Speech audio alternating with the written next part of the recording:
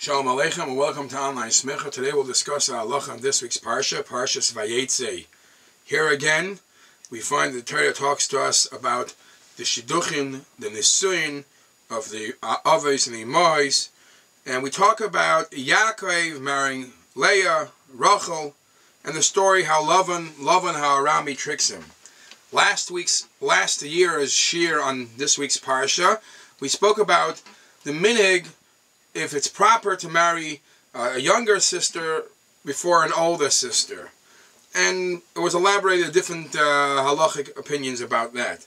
But I want to stress two or three other nekudas that we know, the halacha, which are connected to the story of Lavan, which the pasuk says, when Yaakov asks Lavan to marry Rachel, sure, Lavan says, Toiv titi oise lachmi titi oise leish acher, I'm sure I'd like to marry her off to you than to give her to anybody else. So Vayave Yaakov Barachel Sheva Shanim, and Vayomer Yaakov Lavan Havali Ishti. I worked 7 years. I deserve. Its time has come for me to get my wife. And then Mefarshim explain this pasnished for Yaakov to speak that way, especially Vavaya Eleha. So the Eira Chaim is Meirich to explain this. So the pasuk says, alright, on the designated day, Lavan gathered all the people, mishta, and made a party, made a feast. And then the story goes on after the chasna, after the party, how he gave, instead of Rachel, he gave Leah.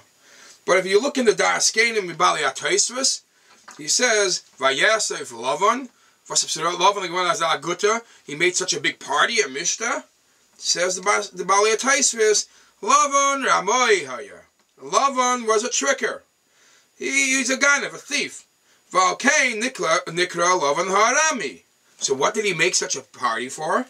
Niskavein l'shaker es Yaakov b'yayin, because he wanted to get Yaakov drunk by giving him a lot of wine to drink. Today l'ramoisai, because he wanted to trick him. He was going to give him Leah. V'layavchin beirachel Leah. V'teida, Sharei Berachel Layasa Mishta. You'll see in the second chasna that when he marries 7 years later, after 7 years more work for Rachel, he marries her, doesn't say he made a party. Because at that time he wasn't in the mood of spending money. But at this point it was a Mishta to try to fashikar Yaakov.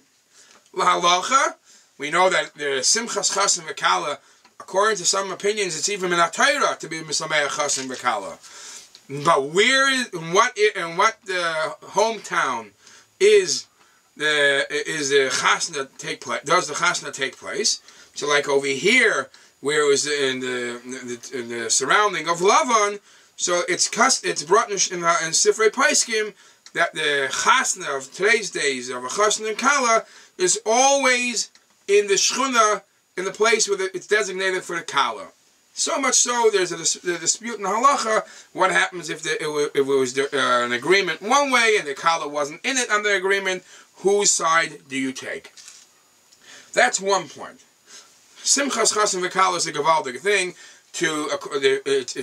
It's said about the Minchas Elazar that he felt that the only way he could actually be misameach the chassan is by giving him wine. That's ein simchel b'yayin. So he would give every chassan a cup of wine.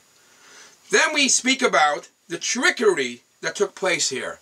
How Lavan tricked Yaakov. Instead of giving Rachel, he gave her Leah. Trickery in the shidduch is a long discussion in halacha. For example, if there are issues about the mishudeches or the mishudach, the bacher or the girl, do we have to speak about it, and do we have to tell everybody to be known that this person has this and this issue? Or is there any line that we could draw and say, up to this I have to say, but anything under that I don't? And then it also borders with the question of Lashon Hara. Even if I have to say it because it's saving a situation, but how do I deal with the issue of Lashon Hara? So it boils down even to a simple scenario. It's brought in the Sifrei Sha'os Teshuvos What happens if a father is looking for a shidduch for his daughter, and he wants to make sure the bacher is a ben Torah, chsidische younger man, chsidische bacher.